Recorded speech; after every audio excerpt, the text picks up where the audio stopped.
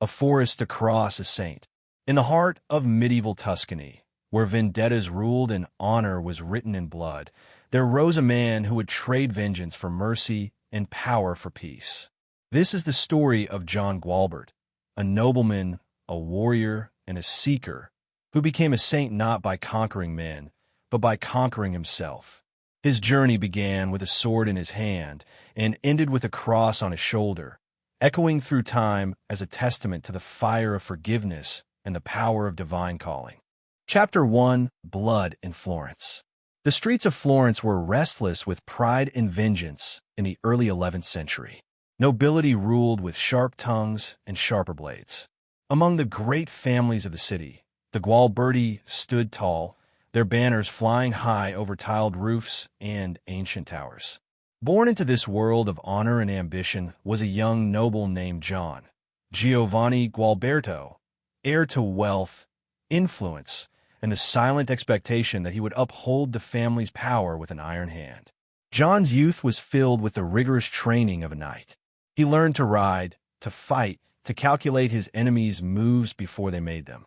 His hands were molded for the sword, his heart shaped by the unyielding demands of revenge and reputation. But beneath the surface, a deeper current stirred, one he would not recognize until tragedy awakened it. The blow came sudden and brutal. John's beloved brother, Hugo, was murdered, slain not in battle, but in an act of betrayal. The family was thrown into mourning, but mourning in Florence came with a price: the thirst for justice. John took up the sword and vowed to avenge his brother. It was not merely a personal duty, it was an obligation to blood and name. The killer had fled, but John was relentless. Days turned to weeks, and finally, the trail led him to a narrow road outside the city, shadowed by ancient trees and quiet hills. It was Good Friday. John and his small retinue spotted the man traveling alone. He was unarmed, exhausted, and desperate. When he saw John, he fell to his knees. There was no fight in him. He raised his hands, trembling, and begged not for his life, but for mercy, in the name of Christ who had died that very day. Behind the man stood a roadside crucifix, weathered by time and rain. John raised his sword. His arm was steady. This was justice. This was his right. But something shattered within him. His eyes lifted to the figure on the cross, the eyes of Christ gazing down in silence, pierced hands outstretched not in condemnation, but in mercy. The image struck him like lightning. His sword trembled. He looked again at the man before him. No longer an enemy, but a broken soul. And in a moment that would mark the turning of his life, John Gualbert lowered his weapon. He forgave. It was not weakness. It was not fear. It was something more powerful than either. It was the eruption of grace into a heart forged in vengeance. That road became holy ground. The trees held their breath. John turned away, leaving the man alive, and walked back into a world forever changed. He did not return to Florence with a tale of blood avenged. He returned with silence and questions. That night, he went to the church of San Miniato al Monte to pray. As he knelt before the cross, the figure of Christ bent its head toward him in visible acknowledgement. A miracle witnessed by the few who were there and whispered of for generations after. It was a sign not only of divine approval, but of a call. John left behind the sword. He left behind his inheritance. The world he knew fell away like old armor. He entered the monastery at San Miniato as a humble monk, trading nobility for obedience, vengeance for prayer, and the noise of the city for the quiet voice of God. But his journey had only just begun. Chapter 2: The Monk in the Mountains. The monastery of San Miniato, perched high above the Arno River, welcomed John with silence and psalms. The stone halls were cool and still, echoing with the chanting of monks who had long since renounced the world. It should have been enough. And yet, for John, the peace of the cloister was not peace at all. He prayed, fasted, and obeyed the rule of Saint Benedict. He scrubbed floors, studied scriptures, and served without complaint. But beneath the rhythm of the monastic life, something restless stirred within him, a fire that would not be quenched by mere rituals or worn traditions. For even within the monastery, The sickness of the church had crept in. He saw the rot of simony, the buying and selling of holy offices, and the pride of abbots dressed more like princes than shepherds. He saw comfort where there should have been sacrifice, pride where there should have been humility. John's heart burned. He had given up everything for Christ. He could not abide a half measure. He began to dream not of reforming from within, but of starting anew. Not rebellion, but rebirth. A place far from the politics of cities and courts, where the air was clear and the hearts pure. A place where monks would live the gospel, not just read it. So he left. Quietly, deliberately, John walked away from San Miniato and climbed into the Apennine forests east of Florence. There, amid the tall fir trees and mist-veiled hills, he found what he had been searching for, the solitude of Vallombrosa. It was wild country. Wolves roamed the woods. The wind sang through the trees like the voice of an ancient prophet. But John saw in it the perfect canvas upon which to draw a new vision of holiness. With a handful of like-minded disciples, he built a small wooden chapel and began a life of strict austerity. There were no luxuries, no titles, no compromise. The monks of Vallombrosa ate sparingly, prayed constantly, worked with their hands, and lived in radical simplicity. They slept on bare boards, wore coarse habits, and kept the silence as if it were gold.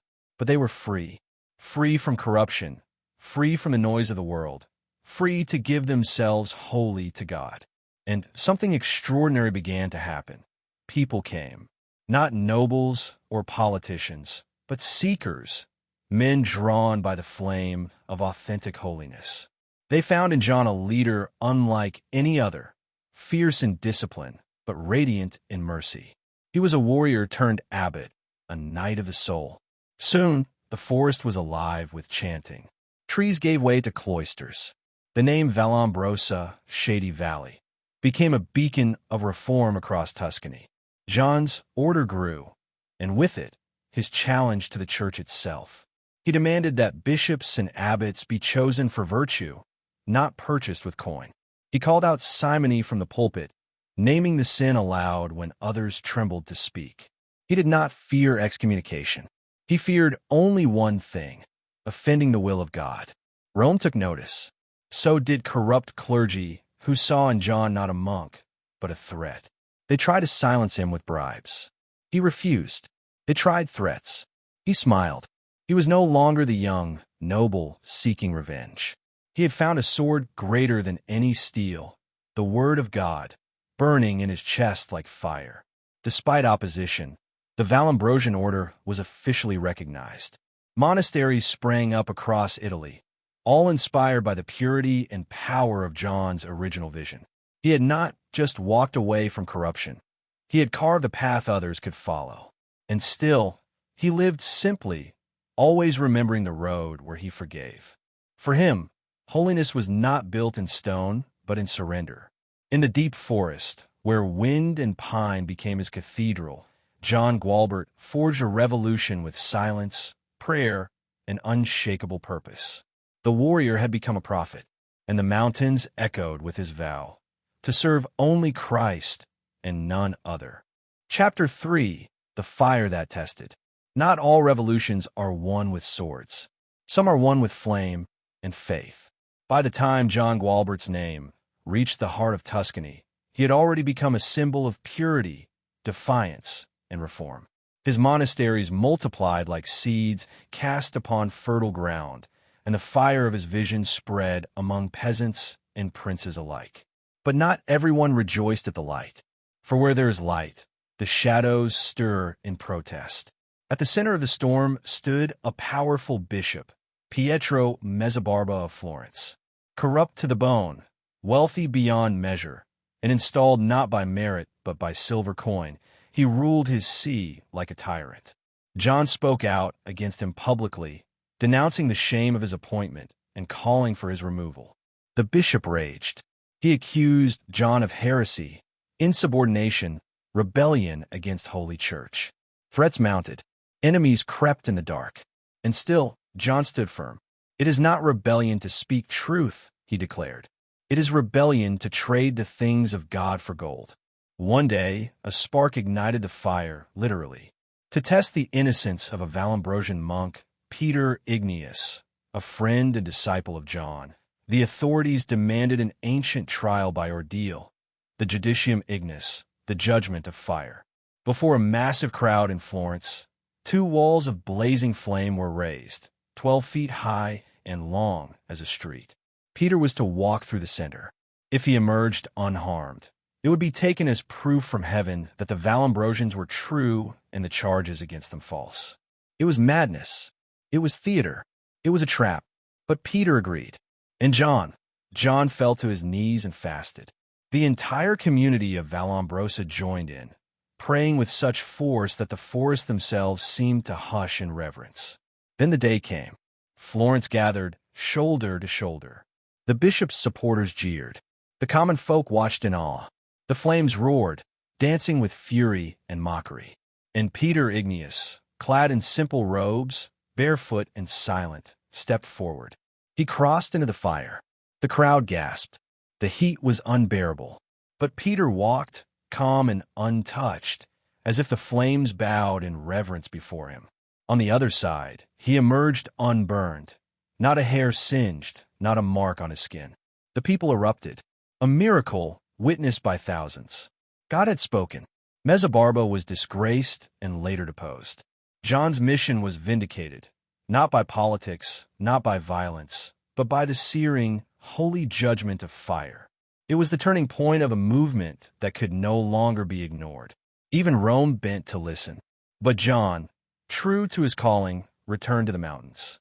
He did not build monuments. He built lives.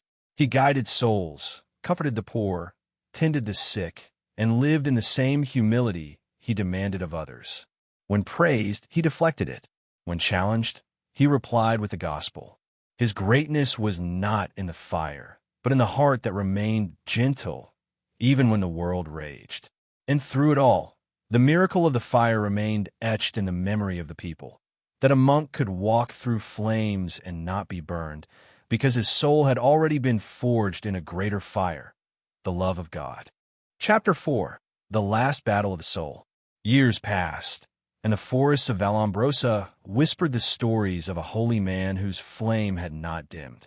John Gualbert, once the fiery youth who had laid down his sword on Good Friday, had become an elder shepherd, his voice softer now, but his gaze just as fierce. The order he had founded flourished across Italy. Monasteries rose from mountain to valley, cloaked not in gold, but in silence and song.